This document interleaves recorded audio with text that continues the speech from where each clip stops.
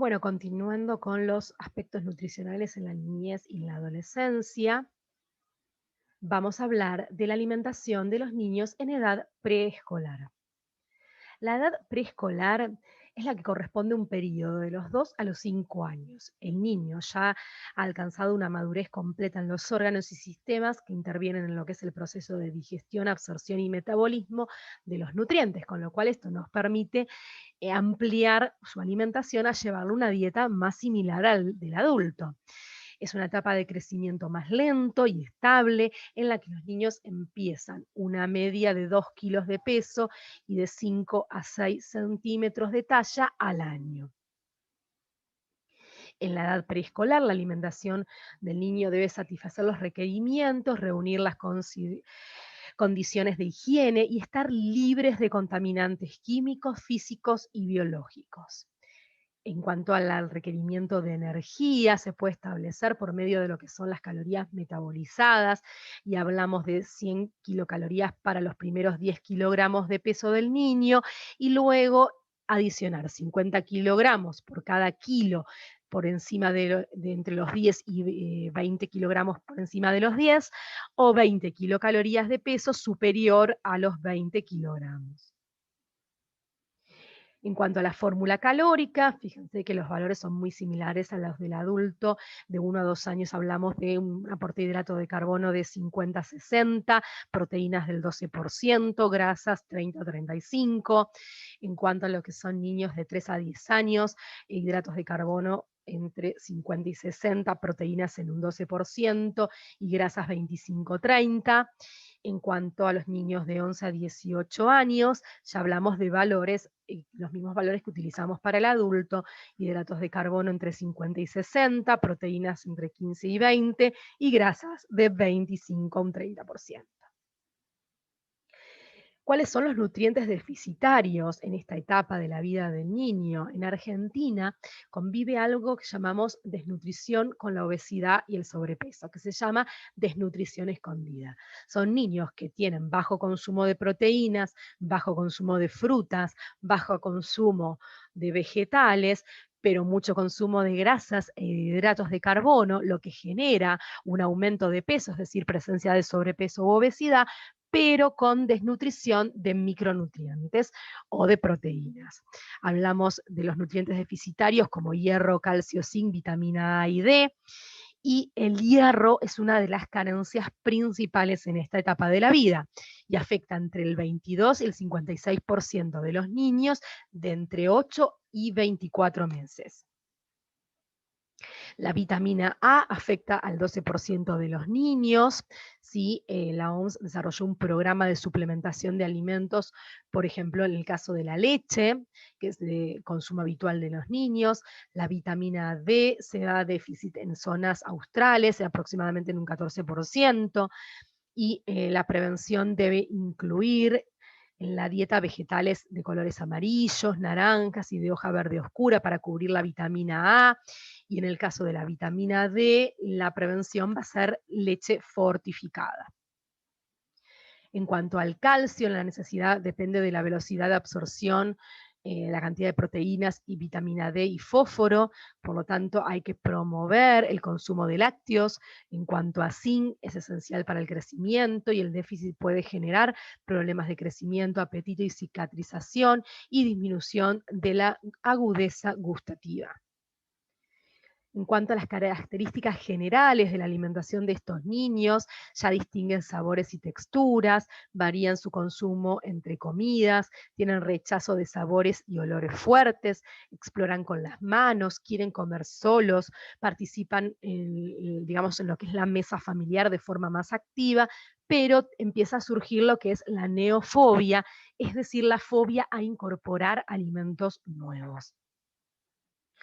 En la alimentación actual de los preescolares, no es el principal interés de estos chicos, son chicos muy activos, quieren jugar, quieren explorar, y muchas veces ven el momento de la alimentación como una pérdida de tiempo, algo que no les genera ningún tipo de interés. Con lo cual, en esta etapa empiezan a haber variación en cuanto a los gustos, son más selectivos en cuanto a las comidas, y hay una disminución proporcional en el consumo de alimentos, ya que hay una desaceleración del crecimiento, lo cual esto es fisiológico, pero debemos alentar un buen consumo. Los problemas frecuentes de las alimentaciones en estos niños son los malos hábitos alimentarios que rechazan leches y derivados, lo que puede generar un déficit de calcio, vitamina A y fósforo, rechazan la carne, lo cual genera una anemia carencial, donde hay déficit de ácido fólico, zinc, hierro y proteínas, y tienen una alimentación selectiva, consumen solamente leche, eh, por ejemplo, u otros alimentos. Empiezan a aparecer caries dentales por la incorporación de ingesta de dulces, golosinas, jugos y gaseosas. Utilizan mamadera para dormirse y puede generar una escasa higiene bucal. ¿Qué pasa con aquel niño que no come? Puede generar una desnutrición en pediatría y las causas pueden ser la enfermedad, con en el caso de enfermedad, disminución del peso por desnutrición, disminución de la ingesta, aumento de los requerimientos y una alteración intestinal que todo me va a conducir a una desnutrición. Ahora, en el niño sano también puede haber una disminución de la ingesta, una disminución del peso, y una desnutrición. ¿Por qué? Porque el niño sano puede ser, lo que llamamos comedores selectivos, es decir, niños que solo comen ciertos alimentos, infecciones a repetición por mala higiene de los alimentos, trastornos gastrointestinales por el mismo motivo, convalescencia, situaciones con necesidades nutricionales aumentadas.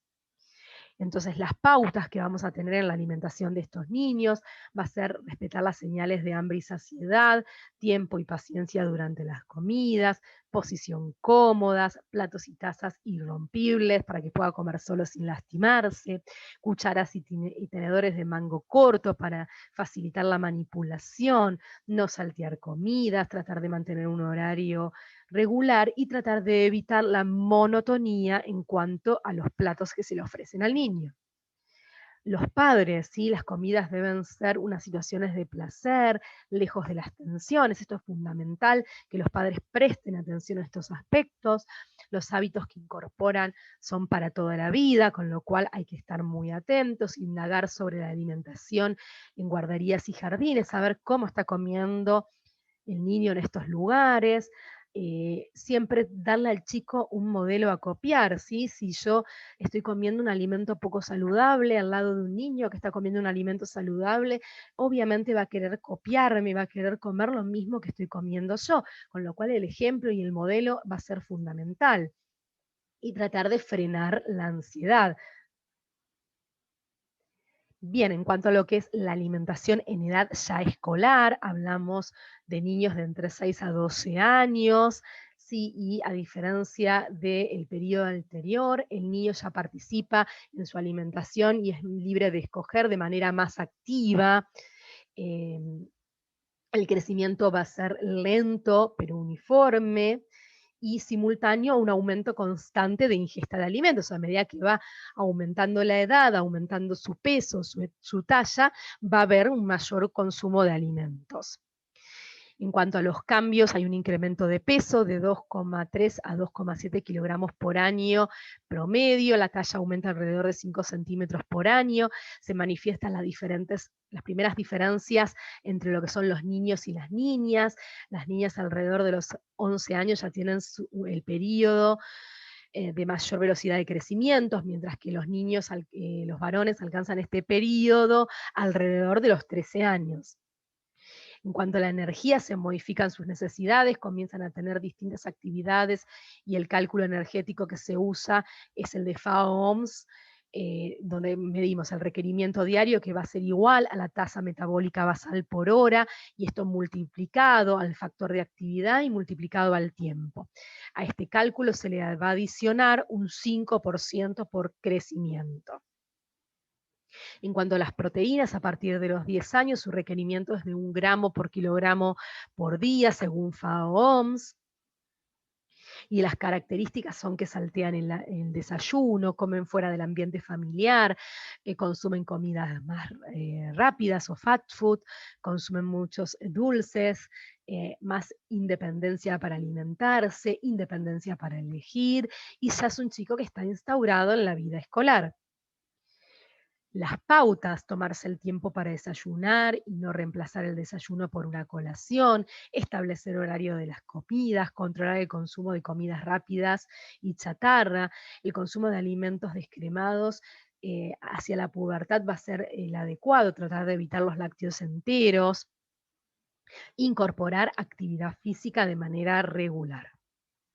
¿Y qué podemos hacer? ¿Sí? El secreto es alimentar para prevenir.